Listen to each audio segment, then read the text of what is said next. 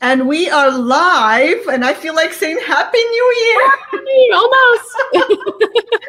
Not yet, right? We're still a few days away, but it's definitely the anticipation is building. What will the next year bring?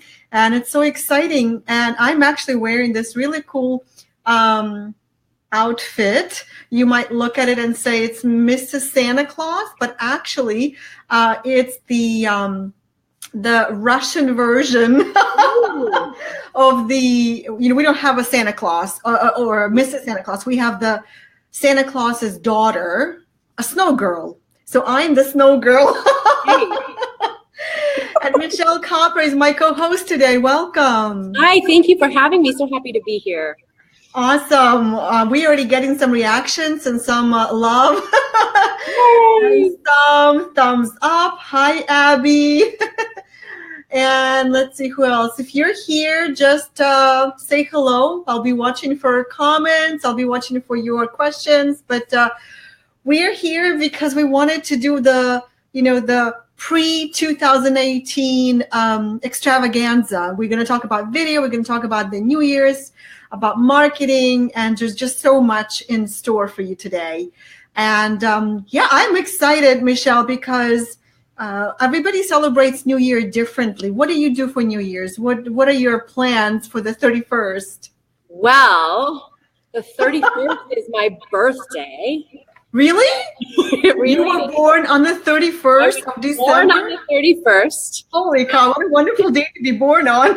I know, my parents said I was a tax deduction for the whole year. It's funny, a lot of people are out celebrating, but it's not really about you. So I've had lots of years where I did the big extravaganza out and about, especially when I lived in New York City. We would go out and, go all out. And now nothing makes me happier than to nestle in with my beloved family and stay cozy and enjoy the last days of the Christmas tree. So we're going to have a low-key, snuggled-in New Year's celebration this year. What are you doing? That's wonderful. Well, so New Year's is the biggest holiday in my family because we came from the former Soviet Union. We didn't have Christmas. And so our New Year's was exactly like Christmas here, except it had nothing to do with religion, of course, because there was no religion in Soviet Union when I grew up there. And so it's very hard to kind of escape the traditions that you developed as a young child. So we have a tree. Obviously, I'm a snow girl. I got my wine ready. I brought my sparkling cider to our party. Let's go. Cheers, Michelle. Is yours going to pop? There we go. Okay, I'm just going to join you. It's sparkling cider. It's a little early on the West Coast. Okay, we're going to wait. Cheers. Yes, I know you're on the West Coast and I'm on the East Coast, but it's still early to drink. Not dark yet. But my plan is actually I'm going to my parents' house with my family, and then on the way back, I think we're going to drop in our friends because they're from Romania and they actually celebrate New Year's like a proper New Year's, like it should be. So I'm looking forward to see what they are doing. Wonderful. So, it's going to be awesome. Welcome, everybody. Join us. And hi, Abby. Michelle. Hi, Abby. Hi, Joy. Hey, Joy. I can see you. It's kind of hard to see because we're using all these interesting. I love the Be Lives theme here. And so it's going to be exciting. How long do you think before we start itching to death from these boas? I know. I'm like, okay, boa is itching. You have my permission to take it off if it bothers you, because I really want to talk about what we're going to do next. And we're going to be talking about video marketing. We're going to try and predict the future of video marketing. So I want to start by introducing you, Michelle, like why I brought you in for this specific topic, because Michelle, you are a voice, video, and visibility expert and the creator of Make Videos That Sell program, where you teach people really how to make great videos that get clients, because that's what we all want, of course. Now, Michelle has decades of experience as an actor, singer, and songwriter, and she has done hundreds of performances and created dozens of TV commercials, performed in dozens of TV commercials, right?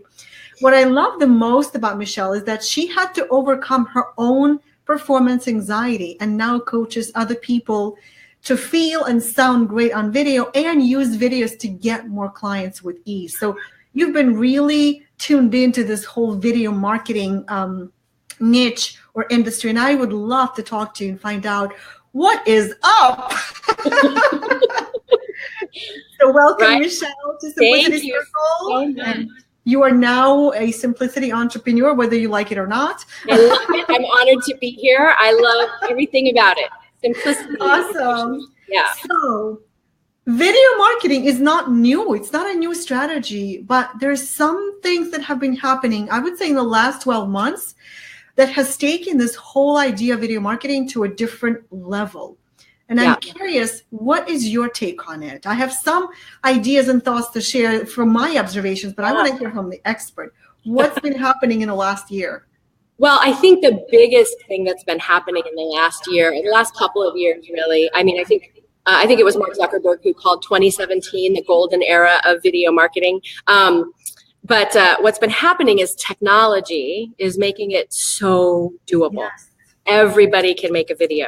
And I think that's the thing that's really accelerating it. And there's reasons why video marketing works. We've known that it works for a long time, but I think that it used to require an expensive production crew and copywriters and directors and lights, camera, action, and all of that stuff that I did in those TV commercials, or really fancy editing and a lot of high tech bells and whistles. And there's where the market is just being flooded with ways to make great videos quickly, easily, affordably.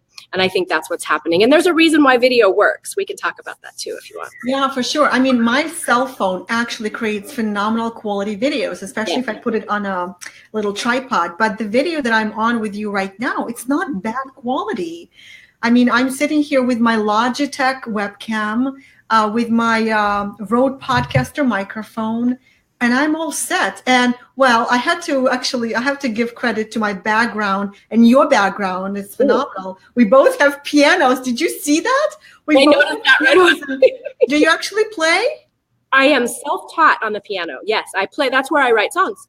Very cool. Oh, we should do a duet or a piano duo or something like that. I don't know how much in sync it's going to be. But I will say that I am always pleasantly surprised what a high quality video it turns out to be. Maybe it's not the right resolution that you want for a professional video. Maybe it's not directed or edited or produced the way that a professional would produce it. Because I was being produced for my launch videos, and the producer would tell me, okay, look left, look right, sit like you're tired, sit like you're this. Sit like you're thinking. So he directed me. And so that was a very expensive production. Yeah. I had a freaking Hollywood producer in my house who used to produce for me. Which is pretty fun, right? It's pretty fun. It was fun. I felt like an actor for a day, but it cost me $25,000 to get these guys into my home. Yeah. Every performance has a great director. So if you have a great producer who's helping you evoke all those different things, it's not that hard, right? For sure. So they help you elevate it. You would tell me, slow down, you're speaking too fast, and I didn't think I did.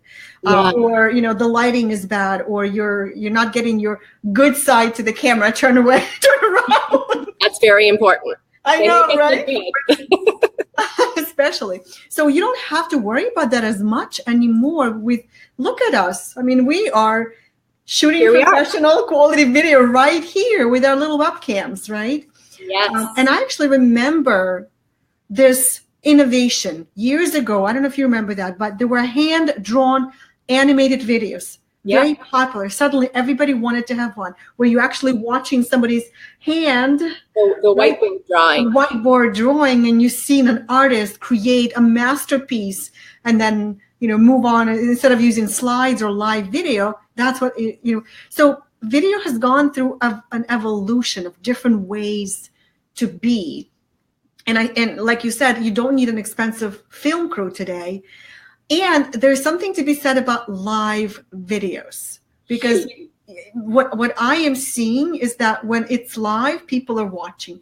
When it's a recording, people might watch it, but a lot less likely. The content must be really useful and educational for people to really watch a recorded video. What has your experience been, Michelle, with live streaming videos? Yeah, I agree that there's a couple of key points about live streaming. It is so much faster than to get video content out into the world that actually works to grow your business.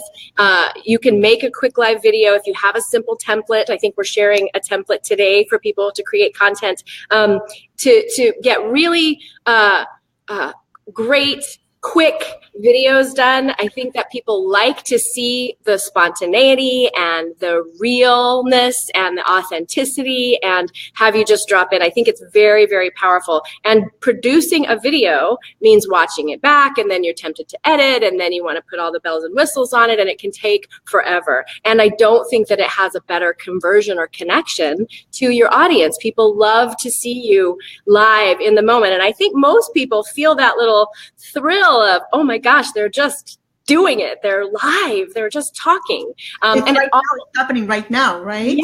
Yeah. And what are they saying? And how's it going? And what are they telling me? Yeah, I think it's very, very compelling to do a live video. And I also wanted to touch base on the whole production quality, the professional producer. You've had the opportunity to work and have those highly produced videos, which are fantastic and powerful and really elevated, like you said. I totally agree. And I think that before you make that investment, working live or making videos, getting confident and comfortable and at ease and learning how to drop into what I would call your public persona.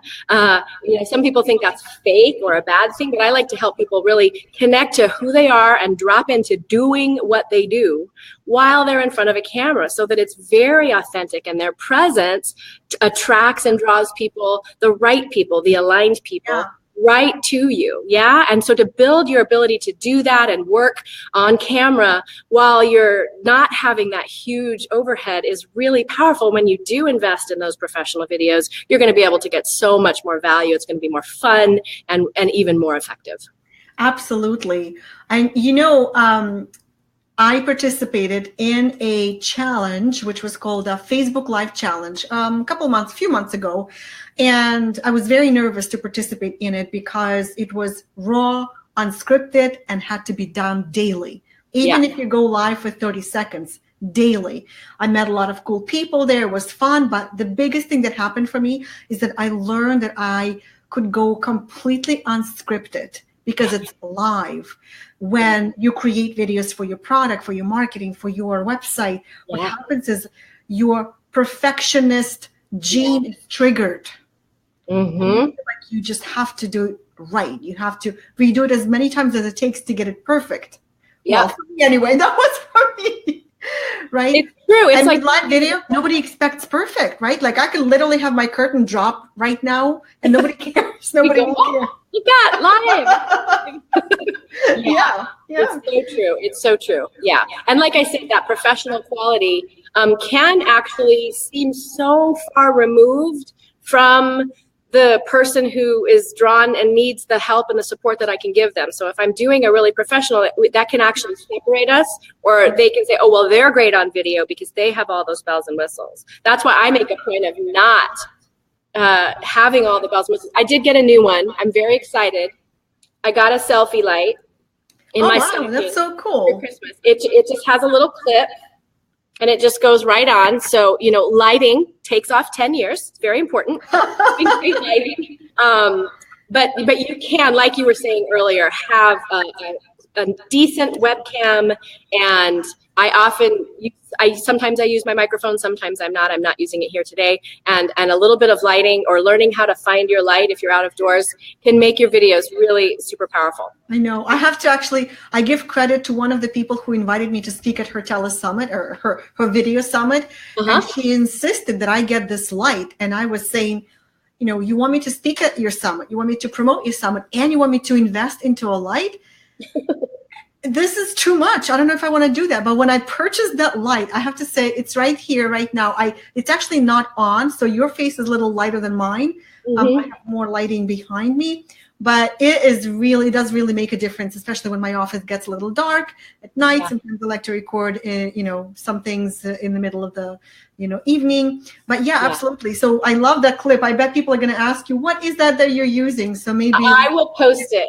It's just a little selfie. Like, I don't think it says Olaya, Quiaya. I don't know. I'll post it in your thank you, Michelle. later. Well, I just got it for Christmas.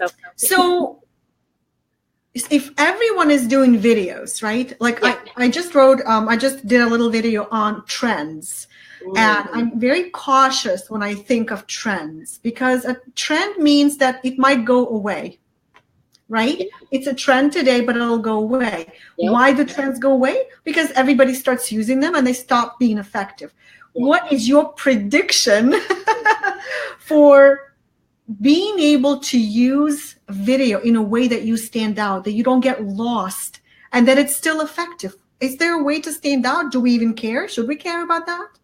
I do. I think that there's three things that come to my mind. One is having that quick engagement. If you can start your video, especially if you're live or scripted or whatever you're doing, right in that first 3 seconds, if you can engage people with a question or a hot topic, or a bottle of wine. Right? If you have a kitten, we have kittens this Christmas, so I can use my kittens. Something to engage people's interest right away. I think that's very compelling and important. But what I think is going to happen, because there's so much technology where we can buy stock footage, you can buy little 10 seconds of, lovers running through a field holding hands. We can buy stock music. We can have those whiteboard drawings done very quickly. We can make a lot of videos very quickly that look and feel professional. So what I think is going to happen, especially for people in the transformation space, in the coaching space, in the personal development space, in the entrepreneurial space, if you're really bringing a big message or vision through, is that you are your brand, and those of us who choose to step forward and own our voice and our face and our presence as our leading, most effective marketing tool, and leverage the platform of video, are going to rise up through that noise to those aligned clients. People work with people they like. And video, when we see someone's face and hear their voice, human brains are programmed to survive by the sound of the parent's voice and looking at their face. We are drawn to people, and it is a very powerful way to connect with people who are going to resonate and need your message. Right. Does that make sense? So I think being who you are and being the voice and the face of your brand, especially if you're able to drop in and do a quick live, is going to be one of the most significant things that helps you rise above that noise. And then it's going to be about having that, quick, compelling content. So high value, instant gratification content where people can take a tip or a tool and put it into use and get results right away. Yeah, totally. I used to have to spend an hour to get ready for a quick video. I would take a shower, do my hair, choose my outfit. I think in the future, I'll just put this on because it looks really good on me. In July. And I will put my Mrs. Santa Claus, what is it called? Like a cape. And I'll just go live like this any time of the year, right? Why not? I love it. Absolutely. And once you get used to going live, I mean, one of the things I help people do right away is to have a few quick blouses, like a go-to top, right? Those work well on camera. Normally, I don't wear a busy patterned, sparkly shirt, but we were being festive today. Yes. Solid color, flattering color. Have your few go-to shirts. You don't have to figure it out anymore. Have, the powder and the makeup that you're going to do. And when I now end up being on video almost every day of the week, the work week anyway. And it's gotten so much easier, as you pointed out at the beginning of our call. Like once you've done it 5 days in a row, it gets easier and you streamline that whole process. It's like a muscle that you develop. You always just get on camera and have something to say. Is there anybody who should not do video? I mean, there are people who are introverts. There are people who are not comfortable at all going on camera. They would much rather communicate in writing or as a class on the bridge line. Mm-hmm. I mean, what would they be? I think. Are they missing the boat? What'd you say?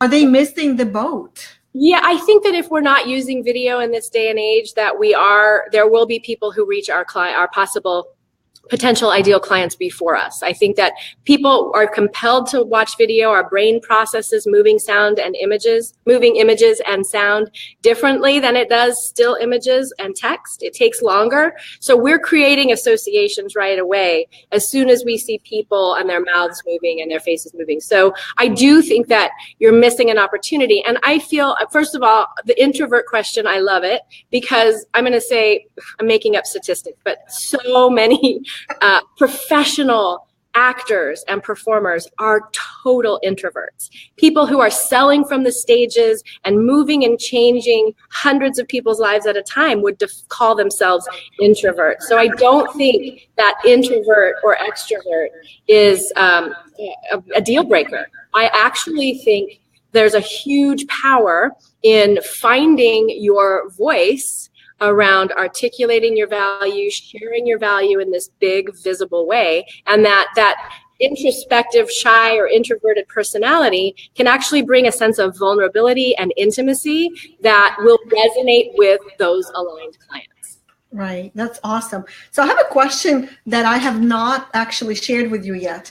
And it just came to me, Michelle. Great. Is there a risk of overexposure through doing live streaming, especially like on Facebook, when you keep sharing you're going live and people are used to seeing you? And yes, it's like you're with them in their living room or in their office.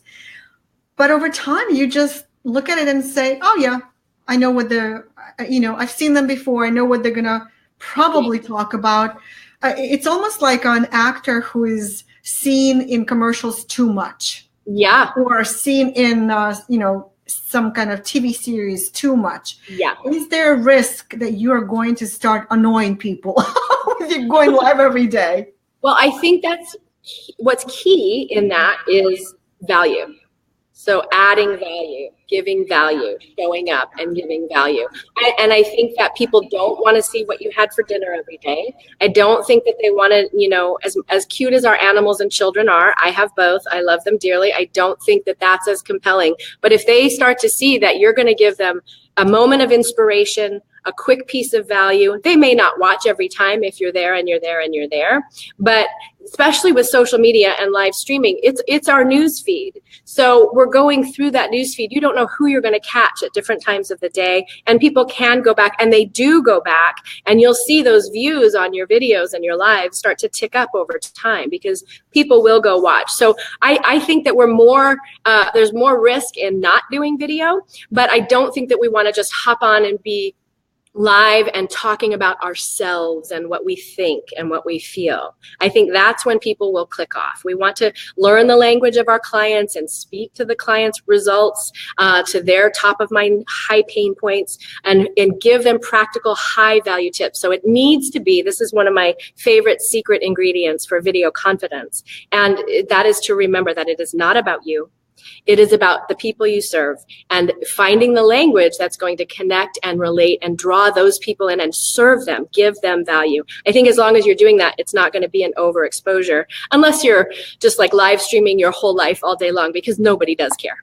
Well, yeah, because we're not trying to be the Truman, right? The Truman Show. Don't want to do that. By the way, have you noticed that it started snowing? No, I can't see behind you. No, can you tell on the video? Oh, no, I don't see that. You don't see that? Okay, you'll see it later, but it definitely started snowing. Okay, great. I love snow. And it's getting... I want to be the snow girl next time. If you introduce me, I'm going to be the snow girl. My family will tell you. We actually had a white Christmas here, which is very unusual, and it made all of our... Right. So the key, what I heard from you, by the way, for some reason, I'm not able to post the little things that I typically post, like little, thoughts here, links or quotes. I can only post what people are posting. So I'm not able to actually post anything. I know we have April as the Be Live expert, but typically I'm able to just type something in and show it on the screen. Not today for whatever reason. But anyway, so what I was going to say is that the biggest takeaway is that don't just ramble. Yeah. That's one of people's biggest fears. Yes. Well, you can ramble maybe at the beginning when you're still learning and practicing, but overall and over time, people want to get something valuable. Like you said, a moment of inspiration, a teaching point, a message, something, and keep those videos short, right? Would you say that shorter videos are better to get your message out there? Yeah, I absolutely would. I mean, there's a lot of different ways you've pointed out that we can use video. We're using it now. We're having a longer discussion and interview style of training where we're teaching people hopefully something that there's going to inspire them to start making videos. But when you're getting up to speed, I think don't worry too much about rambling. Get started and you'll get better. It'll get easier. What I talk about is people kind of learning the choreography of their words. So you'll find that you'll have your words, your phrases, your ideas right at the tip of your tongue. So you want to practice and get better. Don't wait until it's clear and super sharp and high value and totally under 2 minutes every time. Like you gotta let yourself get there. So that journey begins with a single step. So start now. And that's how you will improve and hone and tighten in on your topics. The things with videos, you want to tell them what they're going to get right away. And then you want to repeat it. And if you're doing a live video, you want to tell them what they're going to get right away. Today, we're going to talk about video and the future of video marketing, which you did, of course, beautifully. And then you can talk a little bit. We can warm up. We can talk about champagne and celebrating. And then we're going to get to that content in a few minutes. If you're doing a live, I think 5 to 7 minutes is a really decent live. I think that we're going to see that the shorter, the better. The truth is people watch. If they stay past 3 seconds, then they watch about a minute of video. Wow, past 3 seconds, they'll watch about a minute. Yeah. Definitely beat the record because I was watching Australian animals for about 45 minutes yesterday. Somebody had it on live cam. It was nice. Beautiful. And I was just like you said at the beginning, like, here they are. It's happening right now. They're live. They're actually walking on this grass. Right. And then if it draws you in, it draws you in. You were aligned with that video, right? And it was of value to you. Yeah, exactly. Absolutely. So I think those short, succinct videos where people go, oh my gosh, that's a great idea. Oh my gosh, that's a great idea. Are going to be very, very powerful. Yeah. And they help you get more confident. But we are doing Zoom calls and we're teaching live online and video calls. And I'm using Zoom webinar for my webinars because I can be there with you and people can see you. And it is your voice, your face that are your most valuable commodity. I say your presence is your greatest gift. Give generously. Yeah. What if you don't have presence? A lot of people feel like I don't have a good presence, whether it's on stage or on camera or just as a person walking into a networking event. Yeah. Somebody who doesn't really communicate their personality easily. I know that you work with people, helping them draw out their presence. What's your biggest tip on embracing your presence or showing up bigger?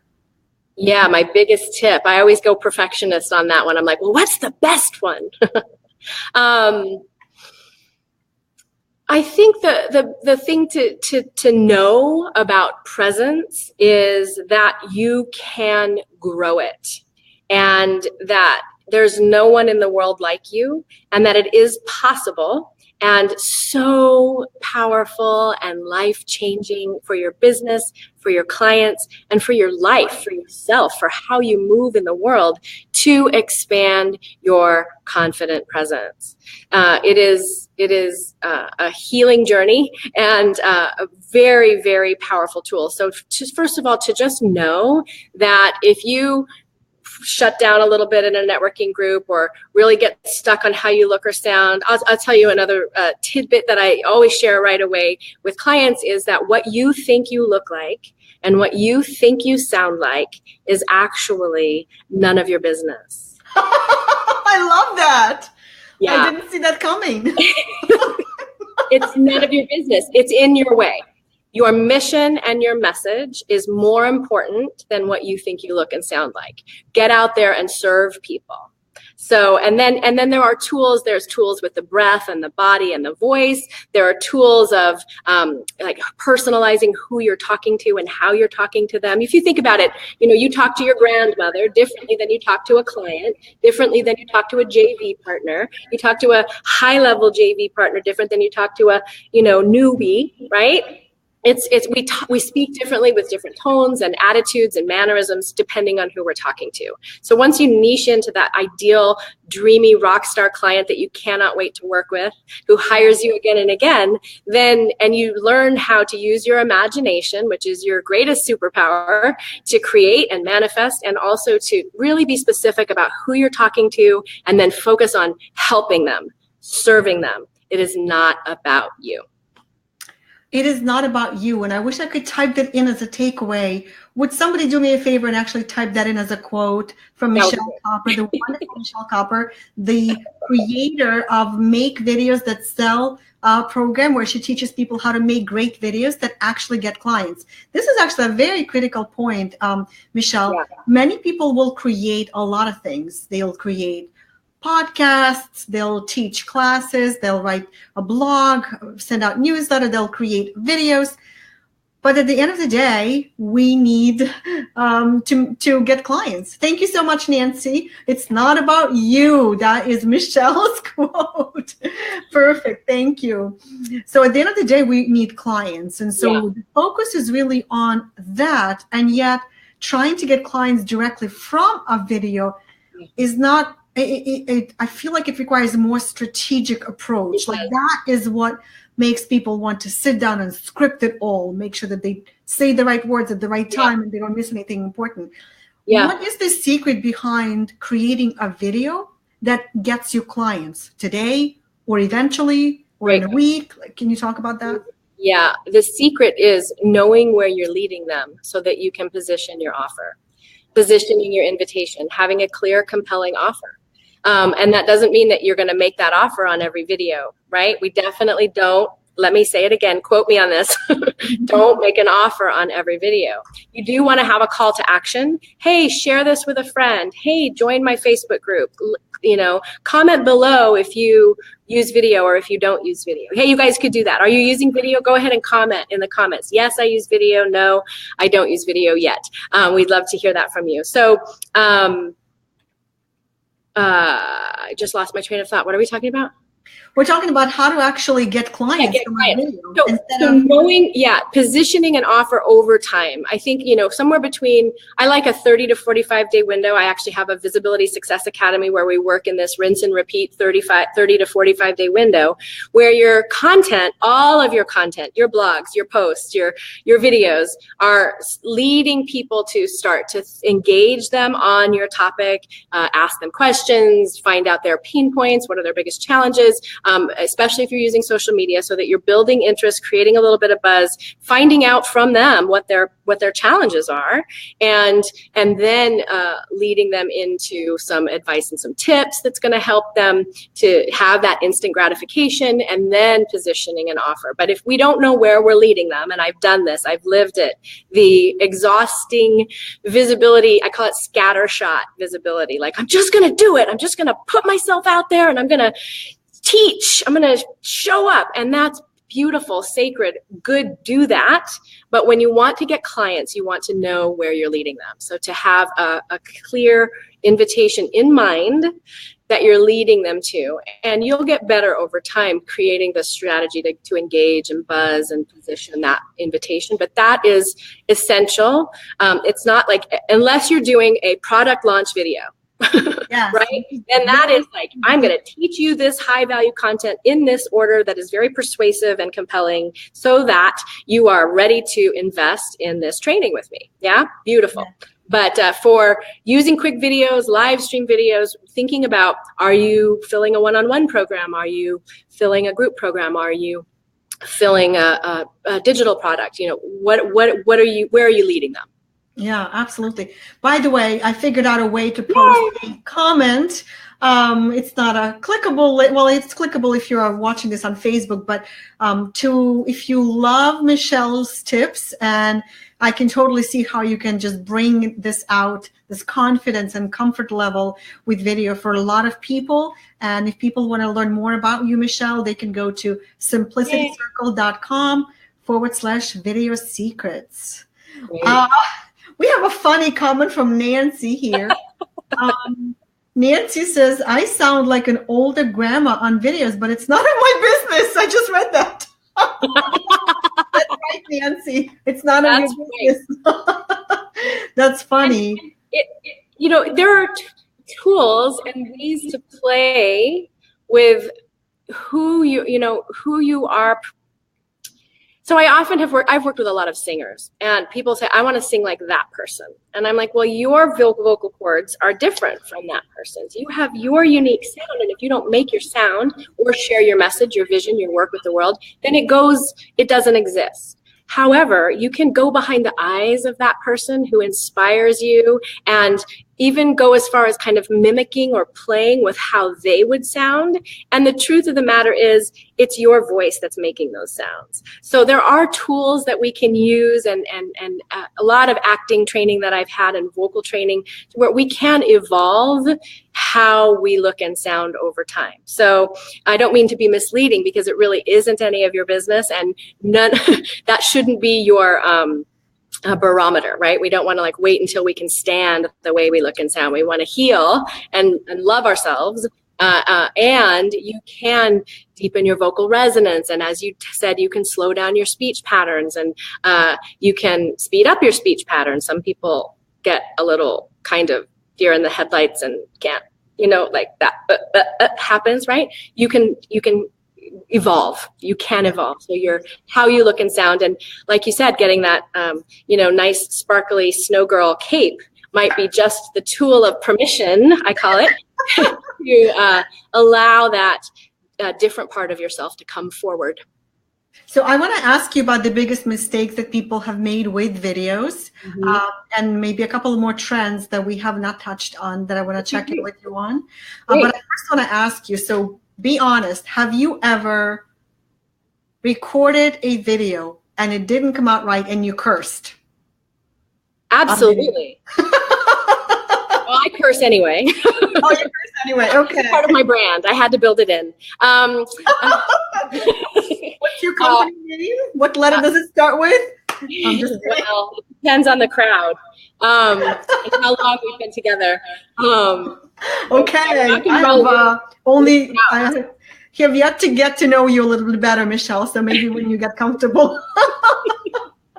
First of all, I did the way that I created Make Videos That Sell was that I realized I was building a coaching business and I wasn't making videos at all. And I had done, I think I did more than 12, 15, maybe national network television commercials where my job was to sell Sprint and sell McDonald's and Pringles and the Red Cross. I was a spokesmodel for television, and I was not using video because I was horrified. I didn't have a team production value. I didn't know what to say. I was cringe city. And I did that 30 videos in 30 days. It was just like, I'm going to work it out. I'm going to just give it a go.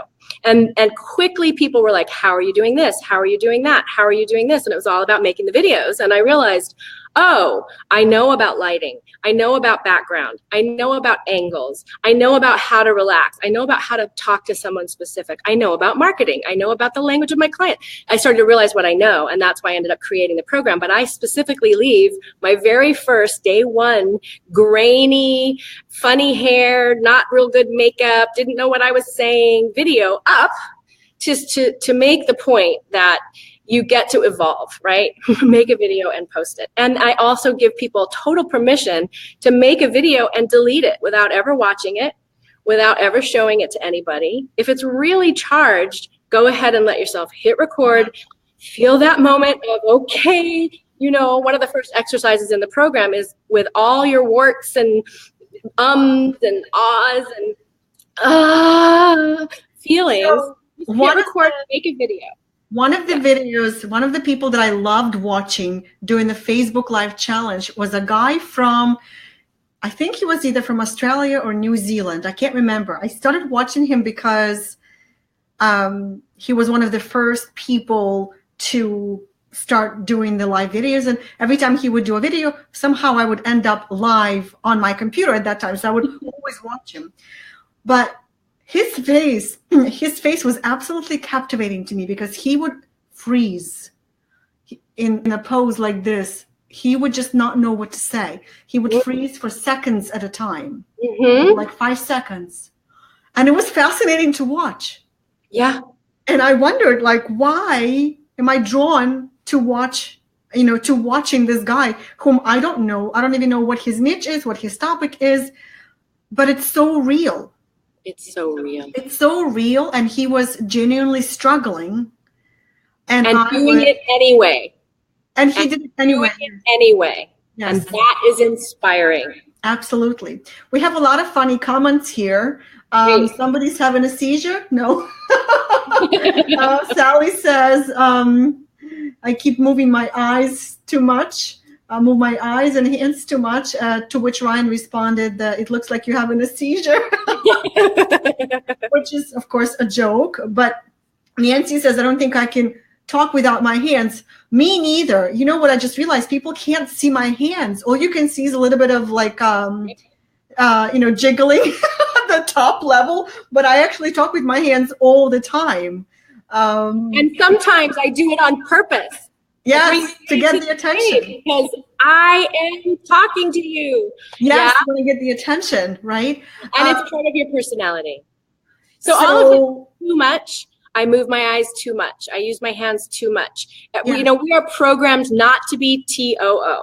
Don't be too smart. Don't be too dumb. Don't be too loud. Don't be too quiet. Don't be too animated. Don't be too boring. Be normal. That's what I hear a lot. Normal. And it's very real. We feel like we will actually die of embarrassment. Why do we even have that phrase? Right. I was dying of embarrassment. Yeah. So the power, this is like the personal development, the personal growth underbelly of embracing your video persona is to embrace who you are, how you are, and let yourself be. Yes. One more trend we have not touched on, and you and I both agreed on this thing that I thought I was the only one doing it, but apparently when you mentioned it, I thought, oh, I guess everybody does that. You wake up in the morning, you have one eye open, you have your cell phone, and you check your Facebook feed, and you see a video. But instead of playing the video, what you're doing is you are reading captions. Yes. Because you're not ready for a loud sound. Or maybe you do that when you're standing in line or in a doctor's office and you're watching the video without actually turning it on. So I looked at the stats. I don't remember the stats, but they're very high. It's like 60 or 80% of video is watched without the sound. Wow. So we want captions. Now, captioning takes a little bit of time. Facebook has a captioning tool. YouTube has a captioning tool. You can buy other apps that have captioning tools. And the captions, like you said, we are scrolling and watching video on silent all the time. The baby's asleep. We're in the doctor's office. We're sitting in our car. We are watching video while we're doing other things. And people will stay longer on silent when there's captions. So it is a powerful tool. It does other things too. It helps with the SEO and the using the languaging. You can clean up the captions a little bit. So when you do go, you can delete that and tighten them up a little bit. It's a powerful tool, but it does take a little bit of time. Yeah. And I think it's probably not every video that needs to be captioned, right? No. So that's kind of an important thing too. And the captioning tools, they capture about 50%. So, in a perfect world, having your team be able to clean up those captions is a great tool. And I would say that if you have a really great video, maybe you pick the videos that have higher views. You see people engaging and watching that video, that might be a great place to start investing a little bit of time to get those captions up there. It's a very powerful tool. Somebody asked, and I was just looking to see who asked that question. Sorry, guys, I can't find who asked that question, but I think it's a really cool question. Michelle, you look like you are looking right into the camera. Where are you looking? Are you looking into the camera? I am. When I'm talking to you, I have trained myself to look in the camera, and then when you're talking, I'm watching my screen. I think you can probably. Wow, that is powerful. So now I'm going to look in the camera, which feels very, I'll be honest with you, very uncomfortable. I feel like blinking a lot right now.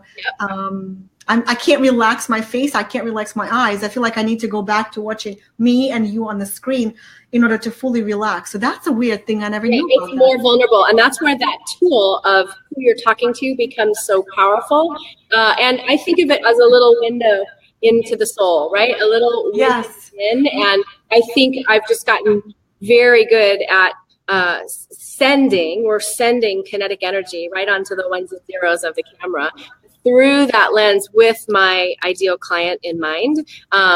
And, you know, that's why some people use teleprompters. And I know there's people on the call that the see-through kind of camera teleprompters when you put the camera behind it. Yeah. I actually attempted to set up a professional video studio in my basement. No, you know, the lighting was bad. I didn't have an image consultant, so I was wearing something very odd, and my hair wasn't really done the way that I'm doing it now. So it was the opposite of perfect. And even with that almost raw video setup, I know that those videos that was part of the launch generated $500,000. There was something about it being real and raw. And then we invested with my business partner a few years ago, we invested more money into creating super awesome, professional, slick videos. Yeah. The launch results did not go up.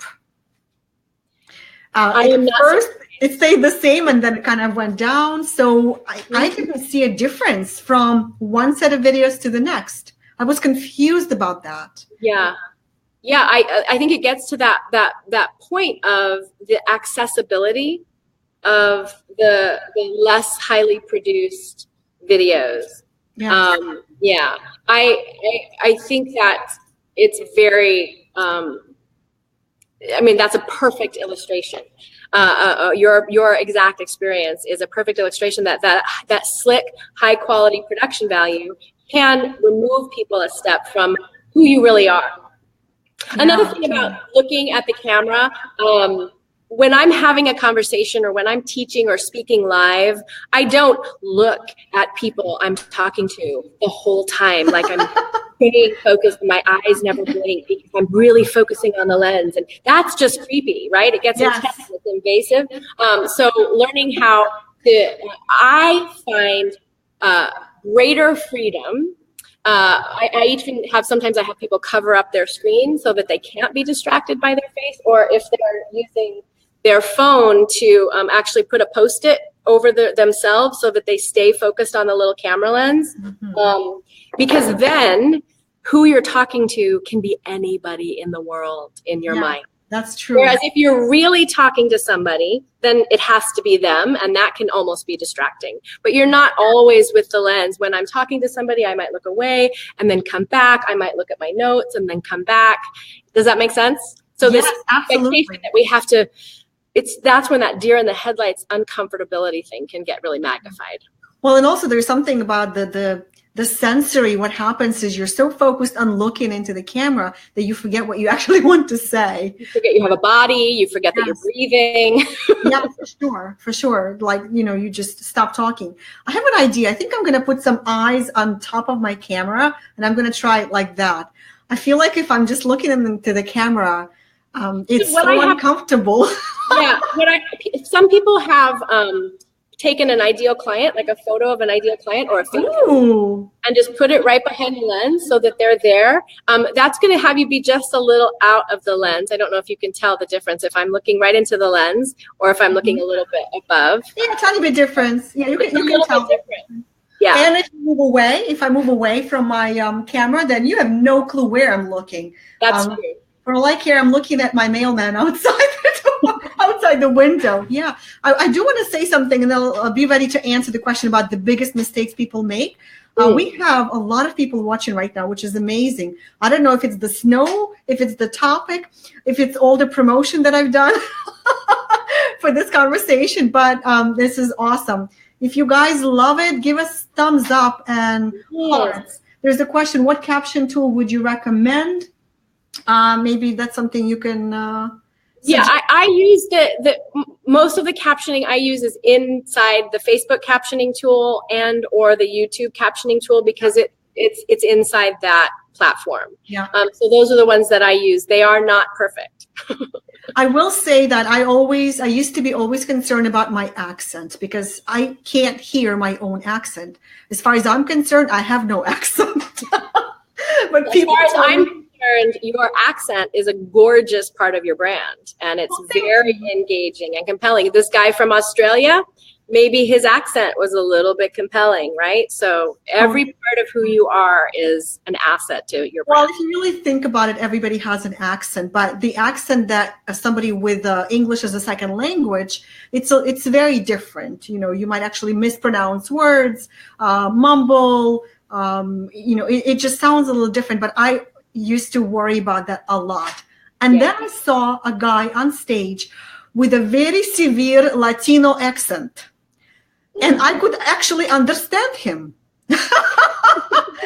And there were thousands of people in the audience watching him and buying from him, and the accent was not in the way. And that day I made a decision that I'm going to stop worrying about my accent. I'm going to stop using it as an excuse for not speaking more, being on video more, whatever it is, and just go for it and teach and speak and perform and whatever. Fantastic. And that gets back to this heart of being visible and speaking on stage and making videos is to stop making it about you. And we can magnify our insecurities, or we can magnify our message and our gift. And when you said you made a decision, right? You made a decision that your work was more important, and you were going to stop worrying about that other stuff. And it's obviously served you so well. We're also lucky that you're here.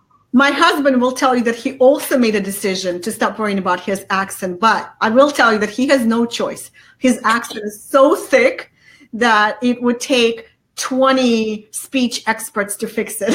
So I think he decided that he just cannot do anything about it, and he just let it go. Michelle, what are the biggest mistakes that people make when creating their videos, especially videos for marketing purposes, for getting clients?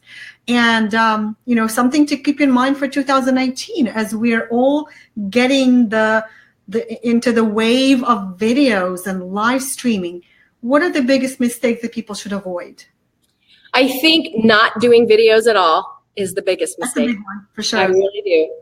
I think that making it about you is the next biggest mistake. We feel so on the spot, and it feels so vulnerable that we can start to share all about ourselves and keep it on the I and be really focused on me and my process. We want to, if for videos to get clients, we do need to do the work of the marketing language and our ideal clients and the niching and the pain points and their language, collecting their language. So I think that because it's for a lot of, I'm going to say most of us, there's a moment where it's just so exposed and so vulnerable to hit record and go live, or even just make a video on your own, that we can get so caught up in, is it good? Am I stuttering? I need to remember this and I need to remember that. And I need to make it perfect in the script, and I got to say it in the right order, and I don't want to ramble. And are people getting it? It can be impossible to make a sound. So I think that we do need to do the work of the marketing language, but the biggest mistake is to not make videos because you're afraid or you hate it. You cringe about how you look and sound. I think that's the biggest. Next to that is, sharing a lot about you and your process and making it all about you instead of focusing it into words that your clients are using that they can relate to and solutions that they want. Awesome. There's lots of great mistakes to avoid and to think about. I do want to mention again that if you guys loved Michelle's tips, and her presence is amazing, I know that she can do a lot for anybody who is trying to get on video but is having difficulty with confidence, comfort level, not knowing what to say. The whole presence is big. It's almost like, well, can you help me become more charismatic? Like I always wondered, is charisma something that you can teach? Because on camera, it can really come across as either great or not so great. It's more visible, I guess. Not so great. Some people can go into a kind of a false, like salesy, like, okay, I have to be on and I'm always going to be excited. And, and if that's your real energy, great. If that's not who you are, that's not how it's not going to feel good on camera. It's not going to feel good to you, and it's really not going to feel good to other people. So being more of who you are is much more valuable. And then working out the details of technology and how to get the words in your mouth and what to say and where to post them and how to get them up to speed so that they're actually working to get you clients. Once you know that, that's very learnable, right? That's why I created the Make Videos That Sell program. And you can handle all those details. And then it's about really embodying your vision, what you're here to do, and honing your language so that you're providing value, you're speaking in words that your clients are using so that they go, oh my God, she knows exactly who I am. And then video is your most highly leveraged. Your videos play 24/7, 365. They're out there working for you all the time. And it's a compelling tool for people to get to know you, like you, trust you, and connect. Your ideal people will feel your energy and your presence and your enthusiasm. And yes, charisma and presence can be learned and taught. The only thing between people and their organic, authentic, empowered presence is fear and insecurity and uncertainty. And we come by that, honestly, it's not trained up in us, right? It's trained out of us. Be back in that box, right? So it can absolutely be taught.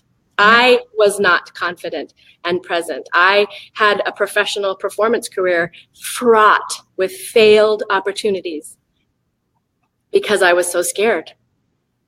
It almost sounds like video coaching is like confidence coaching. I think that's what you do as well. And so I just wanted to mention that if you go to www.simplicitycircle.com/video secrets, you will find a video formula where Michelle teaches you how to create 5-minute videos that get you clients. I think the fast video formula. So you know what to say. You can shoot a quick video anytime, anywhere. Yes, awesome. So shall we open champagne? No? I already did. You've been drinking it. I'm going to save this for the actual New Year's. I think I'm going to take this to my mom's house and we're going to open it there. I'll toast you. Cheers.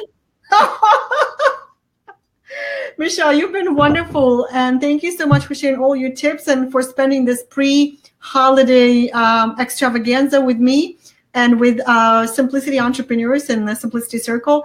Thank you guys, everybody. Thank you so much for your wonderful comments and participation. You made this extra special and fun for us. And hopefully you also learned a lot of tips. Yeah. And we will embrace video in 2018. It's not optional. It's not optional anymore. No, it is a necessary part of your strategy. Thank you so much, everybody. Thank you. Bye, guys.